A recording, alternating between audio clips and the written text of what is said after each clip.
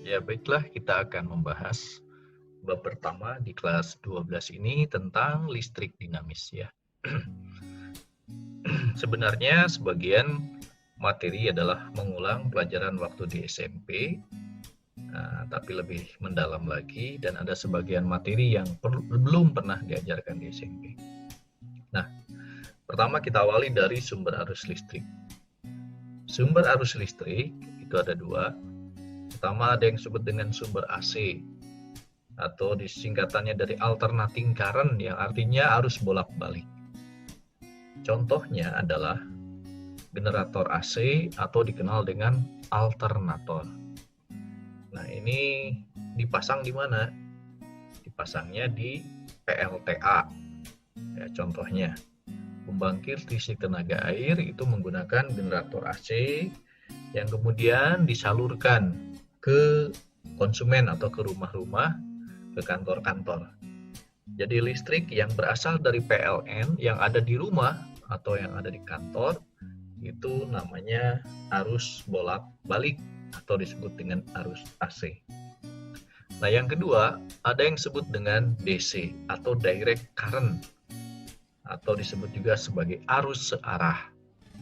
Contohnya akumulator atau aki, baterai, atau generator DC itu dikenal dengan arus bolak-balik, arus searah, arus DC ya. Nah, di dalam rangkaian biasa dilambangkan seperti ini. Nah, jadi kalau arus searah itu ada tanda positif dan ada tanda negatif, panjang dan pendek. Ini kutub-kutubnya. Ya, ini ciri dari sumber arus searah. Ini arus searah juga. Nah, kalau arus bolak-balik atau AC tidak ada tanda positif negatif, ini ada lambangnya seperti ini. Ya, oke. Ini nanti dibahas khusus babnya tentang arus bolak-balik. Sekarang kita membahas tentang arus DC dulu, sumber arus DC. Nah, yang kedua yang harus dipahami juga adalah tentang penggunaan alat ukur listrik. Kita mengenal ada yang disebut dengan ampere meter, fungsinya adalah untuk mengukur arus yang mengalir pada suatu rangkaian. Yang kedua adalah voltmeter, untuk mengukur beda potensial antara dua titik pada sebuah rangkaian. Ada yang bisa mengukur sebagai pengukur arus, bisa mengukur juga beda potensial, atau bahkan bisa mengukur hambatan. Nah, ini yang dikenal dengan tapometer atau multimeter atau multitester. Ada yang digital, ya seperti ini. Ada yang manual biasa begini, ya mekanis sistemnya. Nah, mungkin di rumah punya ya, sering digunakan. Nah, baiklah kita awali yang pertama materinya tentang hukum Ohm dulu. Nah, ini pemasangan ampere meter secara seri, sedangkan voltmeter dipasang secara paralel. Ya, misalnya seperti ini. Oke, ini di SMP pernah diajarkan dulu. Nah, misalnya ada 4 buah rangkaian seperti ini.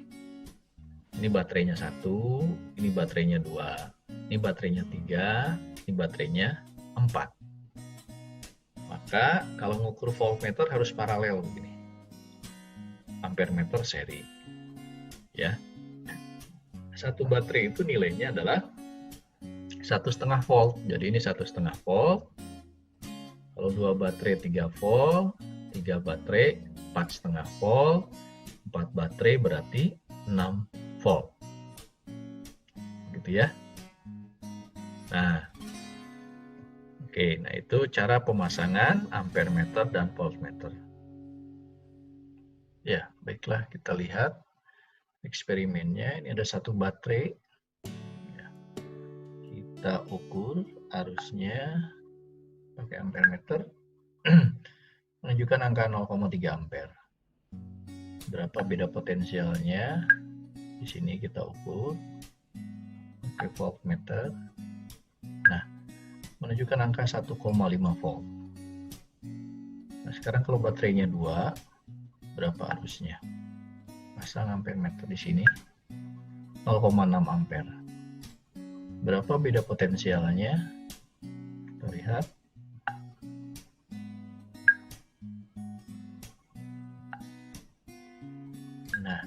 kita 6 volt. Nah, berapa? 3 volt ya. Kalau baterainya 3, kita ukur berapa tegangannya atau beda potensialnya. Nah, 4,5 volt. Pasang ampere meter 0,899 ampere atau 0,9 ampere lah, bisa dibulatkan ya. Nah, bagaimana kalau 4? Ya, kalau 4 misalnya ini pasang di sini. Nah, kemudian voltmeternya,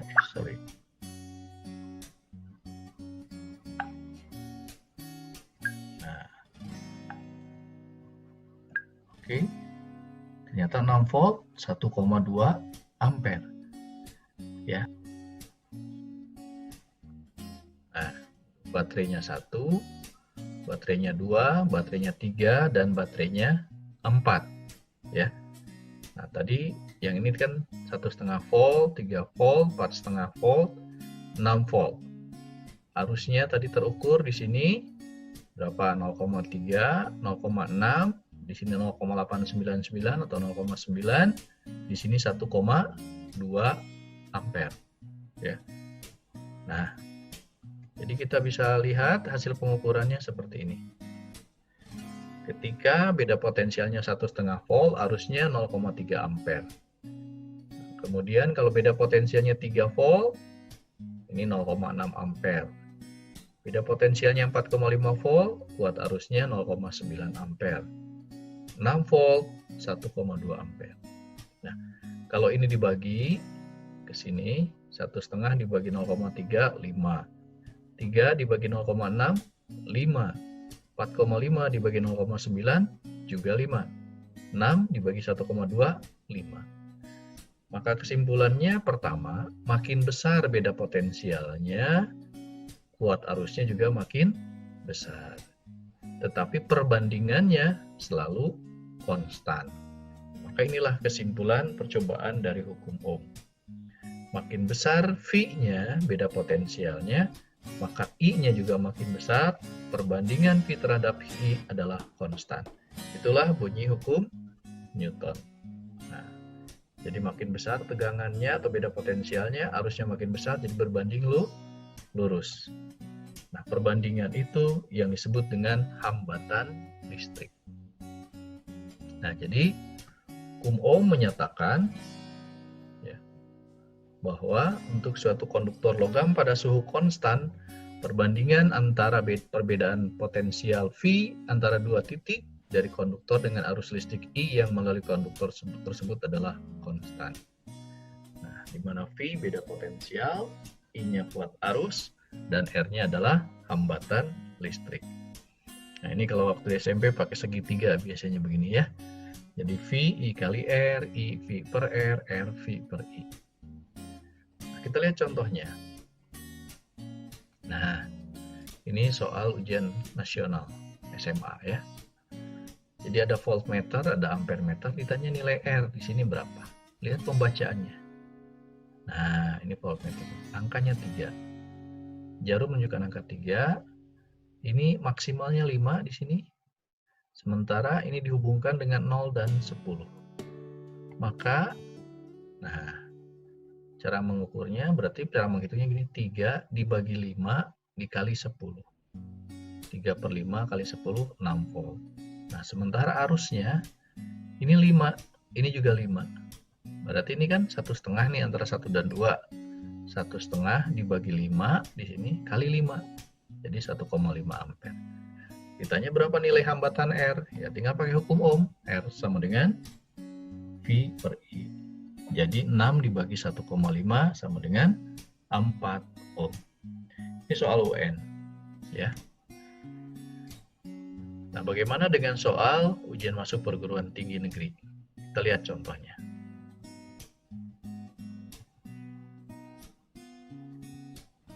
Nah, ini soal SBMPTN tahun 2014. Ya. Voltmeter menunjukkan angka 1,5 volt. Nggak usah baca, ini langsung aja dari sini, dapat langsung.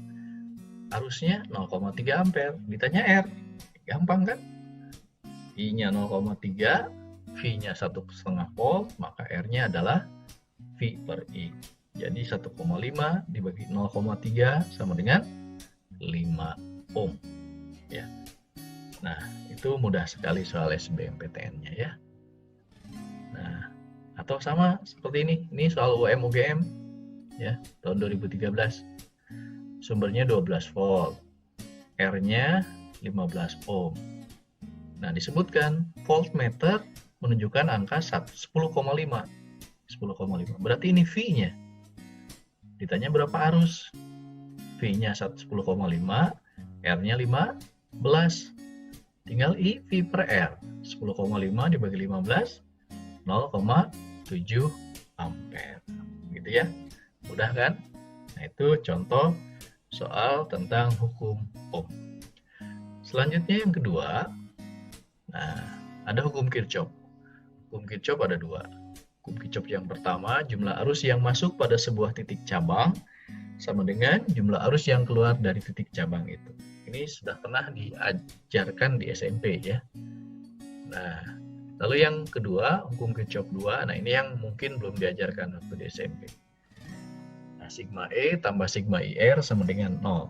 Sigma EE itu disebutnya GGL atau gaya gerak listrik. Ya, jadi jumlah GGL tambah dengan jumlah penurunan potensial sama dengan 0. Nah, jadi GGL satuannya volt. Baiklah, sekarang kita bahas dulu hukum Kirchhoff yang pertama. Hukum Kirchhoff yang kedua kita bahas pada pertemuan berikutnya, ya. Nah, seperti ini contohnya. Samalah persis dengan di SMP, contoh yang ini. Nah, ini kan ada percabangan di sini. Ini ada yang masuk ke cabang, yang ini tanda panahnya, kita lihat I1 sama I2. Yang meninggalkan cabang atau keluar dari cabang I3 dan I4. Ditanya I4-nya berapa? Ya tinggal yang masuk ya sama dengan yang keluar. Nah, I1 dan I2 masuk. I3, I4 keluar. Tinggal masukkan angkanya. 2 tambah 3 yang masuknya. Lalu I3-nya 4, ditanya I4. 2 tambah 3 kan 5. Berarti 4 tambah berapa? Ya tambah 1. Ya kan? I4-nya adalah 1 ampere. Nah, ini contoh yang kedua. I1, I2, I3 masuk, keluar I5 dan I4. Maka persamaannya menjadi seperti ini. I1 tambah I2 tambah I3 sama dengan I4 tambah I5. Masukkan. Nah, 3 tambah 5 tambah 2 sama dengan 4 tambah I4. Ya. Maka diperoleh 3 tambah 5 tambah 2 berarti ini 10. Berarti 4 tambah berapa? Nah, tambah 6 berarti ya. Nah, itu hukum Kirchhoff yang pertama. Nah, selanjutnya kita masuk ke susunan hambatan. Ini pun sebetulnya pernah di SMP diajarkan, mengingatkan kembali. Pertama ada susunan seri, ya, R1, R2, R3 seri. Yang kedua ada susunan paralel. Nah, seperti ini. Kalau yang seri, arus yang masuknya sama. Jadi I1 sama dengan I2, sama dengan I3, sama dengan I total. Kemudian beda potensialnya dijumlahkan. Maka disebut sebagai pembagi tegangan kalau susunan seri itu. Maka V total V1 tambah V2 tambah V3. Karena V sama dengan I kali R, maka ditulislah seperti ini. Ya, V1 I kali R1, V2 I kali R2, V3 I kali R3. Nah, V total berarti I kali R total atau R seri di sini ya, RS. I-nya kan sama coret. Maka tinggal RS sama dengan R1 tambah R2 tambah R3. Jadi tinggal dijumlahkan kalau seri itu hambatannya. Kemudian kalau paralel yang sama adalah beda potensialnya, V-nya. Jadi V1, V2, V3 sama dengan V total ya. Nah, kemudian I-nya dijumlahkan.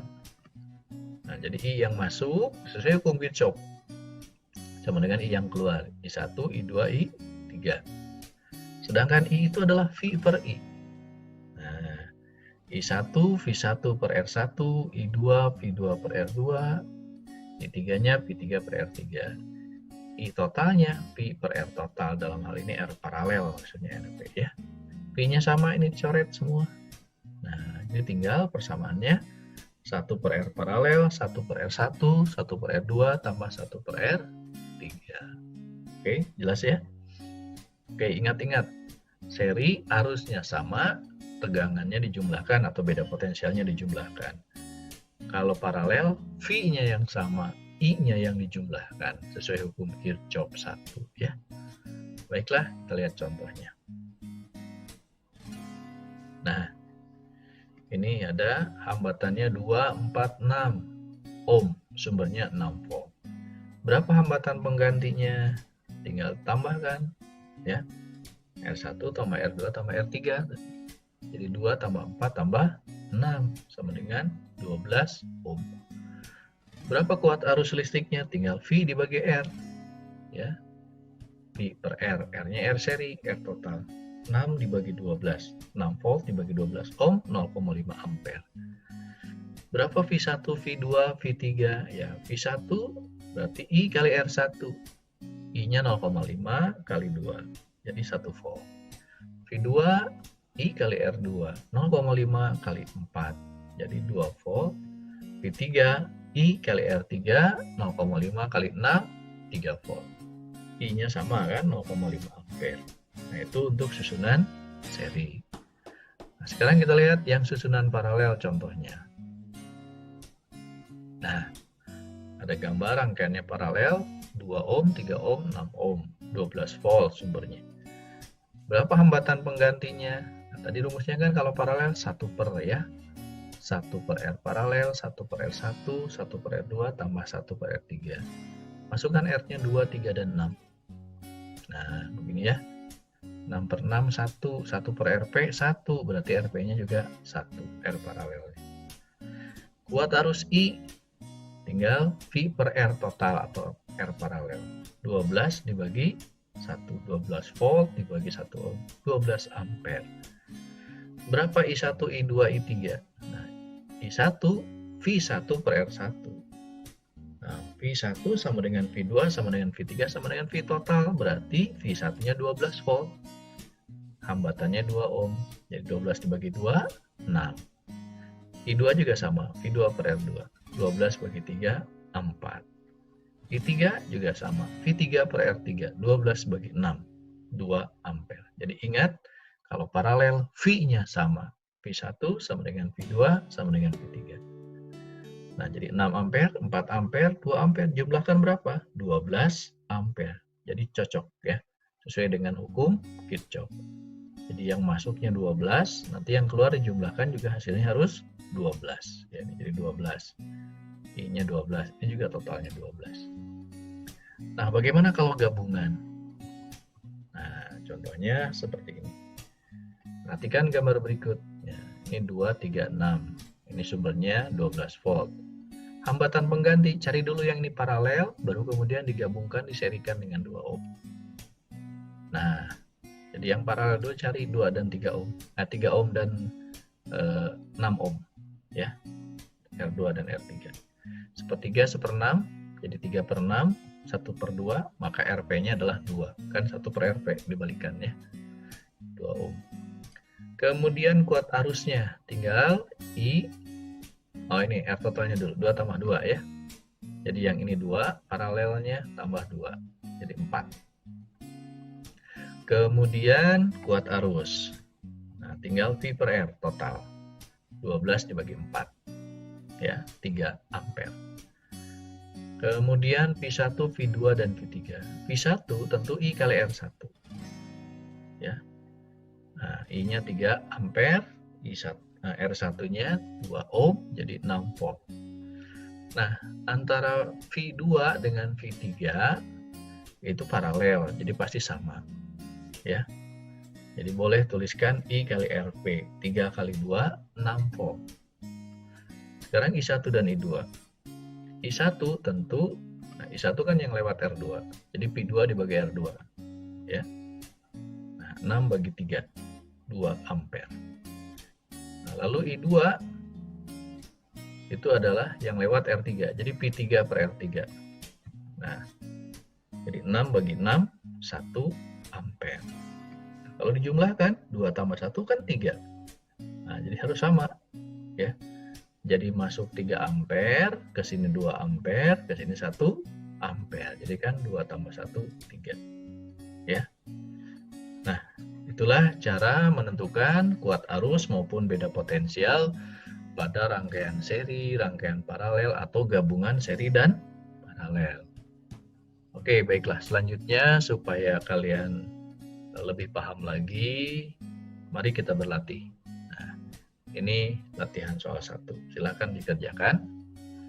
Ya. 12 ohm, 24 ohm, 8 ohm, sumbernya 12 volt. Ditanya berapa hambatan pengganti, berapa kuat arus listrik, dan beda potensial V1, V2, dan V3. Nah, lalu ini latihan soal 2, paralel ya. 12 ohm, 4 ohm, 6 ohm, sumbernya 6 volt. Ditanya hambatan pengganti, kuat arus I, kuat arus I1, I2, dan I3. Kemudian, nah yang ketiga, ini gabungan seri paralel. Hambatannya 2 ohm, 18 ohm, dan 9 ohm. Sumbernya 6 volt. Tentukan hambatan pengganti kuat arus I, V1, V2, dan V3, serta I1 dan I2. Oke? Oke, demikianlah tadi materi tentang hukum Ohm dan hukum Kirchhoff. Mudah-mudahan bermanfaat. Silahkan berlatih supaya hasilnya memuaskan untuk kalian semua, bisa dipahami dengan baik. Terima kasih. Assalamualaikum warahmatullahi wabarakatuh.